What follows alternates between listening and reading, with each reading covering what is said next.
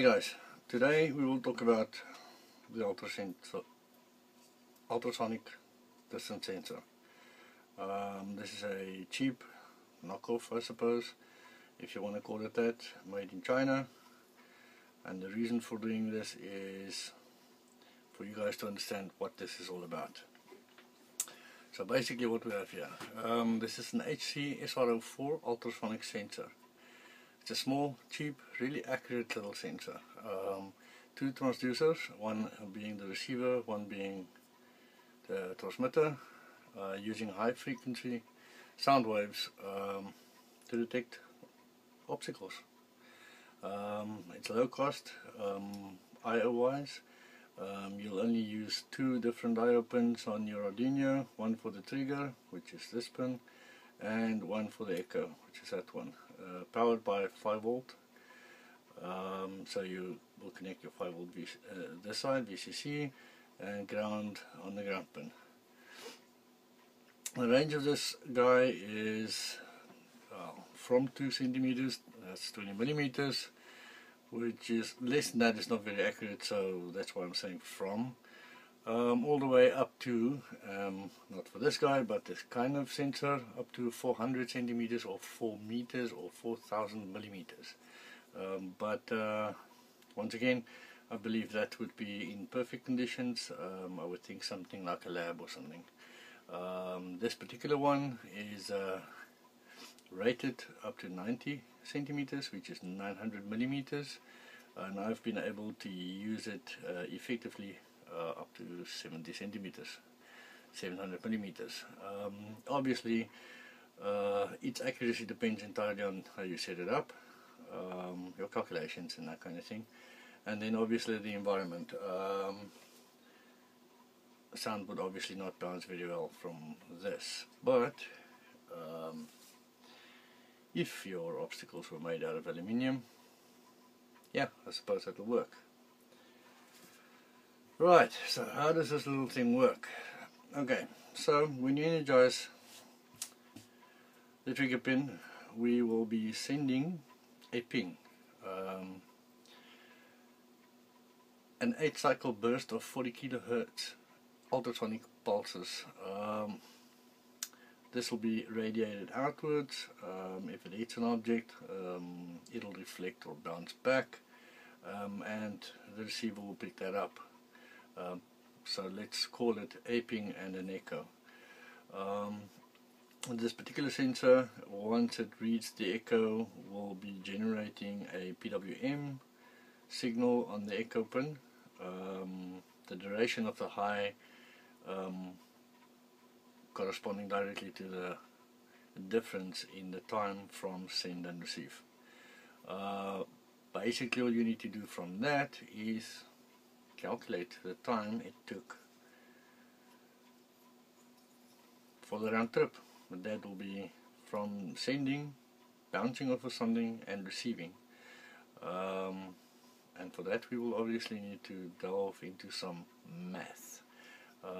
Two notes before I go into that would be the ping, as I said, nothing more than high frequency sound, inaudible to the human ear, and trust me, my pooch does not even hear it. Yeah, that's it. That's also, by the way, the reason why it's called an ultrasonic sensor. PWM, for those guys who does not know, pulse width modulation, is a signal between a positive and a negative. It's usually a square wave, and the width of that wave, width being the high time, would directly reflect the value you want to read. That's it. So how do I use this as a gem? So as I said earlier, apart from let me just get something to point with. Let's take this one. Alright, so apart from powering on the VCC 5 volt on ground, the ground obviously of your Arduino, you have the trigger pin and the echo pin. These two will go to your two I/O pins on your Arduino. In my tests and example, I am using pin 12 and 13 for no particular reason. From here we would need to send a high value on trigger. In other words, in your Arduino you would set the trigger pin high for 10 microseconds and then read the echo. Why 10 microseconds? That allows for the time to generate the 8 pulses of 40 kilohertz frequency sound waves being sent out. And then we read the echo pin, which, as I said earlier, would be this guy here. And Arduino makes this real easy for us. We do a digital read, and from that we get the value. But if you want to dig a little bit deeper into how this works, as I said, it's a normal square wave PWM, and the on time or duty cycle will be directly corresponding to the time it took this sound wave to propagate, hitting the echo, well, the obstacle, and bouncing back. Alright, values you will be receiving back on this, it would be anything from 150 microseconds, which I believe is the shortest interval, up to 25 milliseconds. After which I would suggest, if you haven't done so, to reach a timeout state, meaning this is not seeing anything. In other words, it's out of range.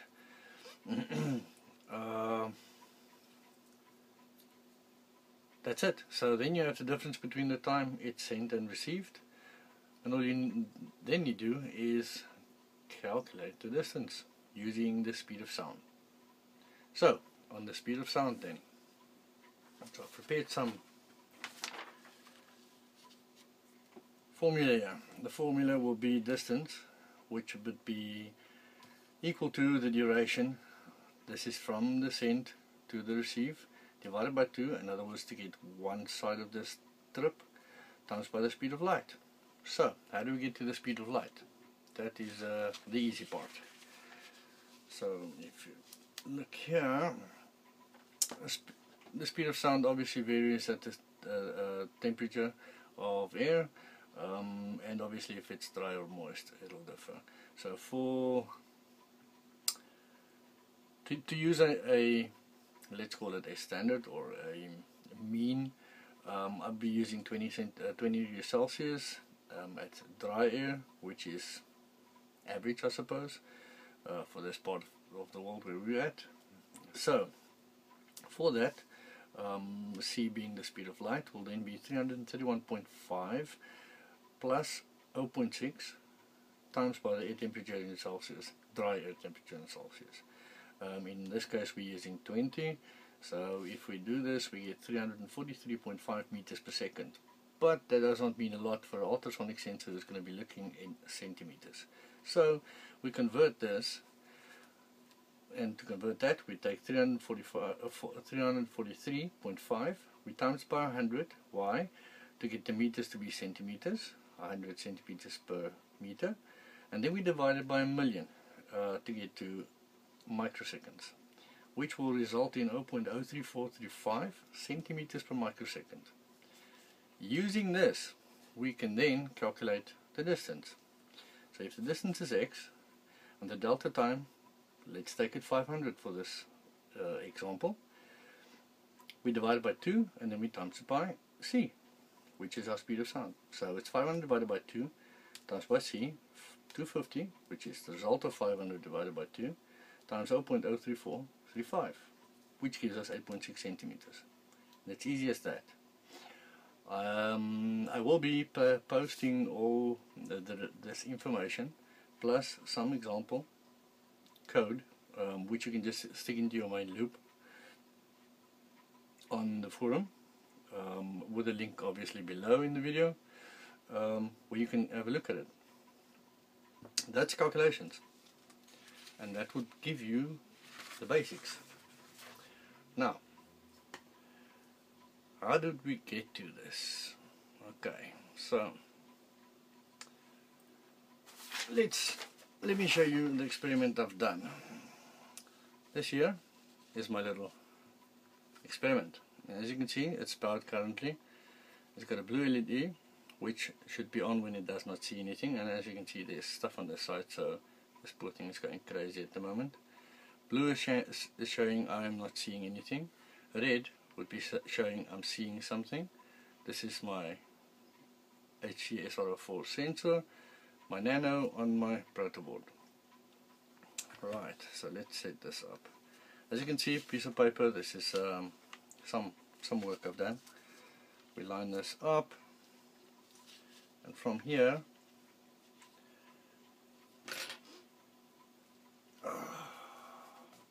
basically what we've done, as you can see, currently it's not seeing anything. My aluminium wall, if I stick it in front, it sees something. I hope you can see this red LED. It's a bit on the bright side. Okay, so I can move this out, and unfortunately out of view, up to a reasonable, where I'm sitting currently and not being able to align this properly, I'm getting to almost 500 millimeters, which is 50 centimeters, which is more than enough for a starter robot. Basically what I've done is, if you look at this pin for instance, it's not seeing it. Why is it not seeing it? Remember, it is broadcasting, if you want, from one and trying to receive from the other. So it needs to echo or bounce off of this poor hard drive, which currently, obviously, there's no way it would. If a sound wave from there hits here, it's going to be reflecting this way. So what I did, look at LEDs, we will determine the angle of impact here. As you can see, and this is basically what I did. This is was my exercise to determine what the field of view would be of the sensor. So based on that, if I am thinking of my robot being 250 millimeters wide, which is 25 centimeters, this is about this wide, I think, roughly. The optimal distance would be at about 400. It would be able to clear a path. In other words, the sensor would be able to see the whole path this robot's going to take up. That said, 400 millimeters or 40 centimeters is quite far away. From tests that I've done on my robot, I have come to the conclusion that at around 200, which is about this far, 20 centimeters, is the optimal to use this particular model and make of sensor. All you need to figure out is, well, what to do and how quickly to do it. Being 20 centimeters, there's enough time to stop your robot or redirect your robot in case of an object. Once thing though, this is a pen, plastic, rubbery, whatever. It's not seeing it. It's seeing it if I do this, but it's not seeing it if I just put it down. Why not? Because this is a round cylindrical object, obviously. We have a slight problem that the echo is not going all the way back. Well, it's going back, but a very small part of it, and we're not seeing it. So, based on that, one sensor on a robot would not be enough. You would need 3 at least, one facing forward, one to the left and one to the right. But to start and to understand how these things work, and obviously to try and get to learn more about robotics and how you need to use the data that you can get from your sensors, one would be more than enough. Usually you would see on a robot different types of sensors, not only ultrasonic. I'll tell you the reason why. This is a piece of Scotch-Brite. It's not seeing it. It's seeing my hand, but not the Scotch-Brite, because, well, sound goes right through. As I said, all materials are not created equal when you look at sound and echoing sound off of it. So in that case you would want to use something like an infrared sensor to, let's say, complement your sensor array. Also tactile sensors or what is called bumper sensors would just help. Um, the ultrasonic sensor itself is a awesome tool to get to learn and understand how you need to code your bot, to understand the flow of the code, to understand the flow through hardware. A brilliant way to go. And as I said, it's very easy to get going. 4 pins, really. You don't even have to have elaborate LEDs and stuff. That's it. Nothing easy. Nothing more difficult than that. I have seen guys mount these things on servos. I would ask a question though. If I have a servo under this sensor, it will be panning 180 degrees, but whilst my robot is moving forward, if it's panning 180 degrees, do I not have a chance of riding into something or driving into a wall on this side while the sensor is looking that way? And that's something I'll leave you guys to figure out. Would you want to pan your sensor left and right? As I said, I've seen many robots out there doing this, although if you look closely, most of them stop and then pan, which is not very robot-like in my opinion. So, in conclusion, after doing the homework and the exercise, obviously, the experimenting, I believe this to be a very good sensor for beginners. Nice and cheap, easy to work with, and more than accurate enough. And I'll show you what I mean with accurate. This actually registers as 2 millimeters. Unfortunately, I don't have a screen grabber, so I can't actually show you the output. But that actually shows up as 2 centimeters or 20 millimeters. In my opinion, that's within a margin of 1 millimeter, which is quite awesome if you really think about it. So yeah, go crazy. They are nice and cheap. And I've not come across one that's been blown or burnt out unless you muck about with the connections. So more than an investment, especially if you're learning. And if you pass the learning stage, well,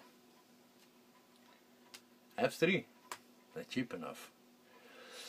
Okay, as I said, all the resources that I've used in this video, all that I've used in this experimentation, it's all available on our shop, and you will find all my links in the comments. Also, please visit the forum.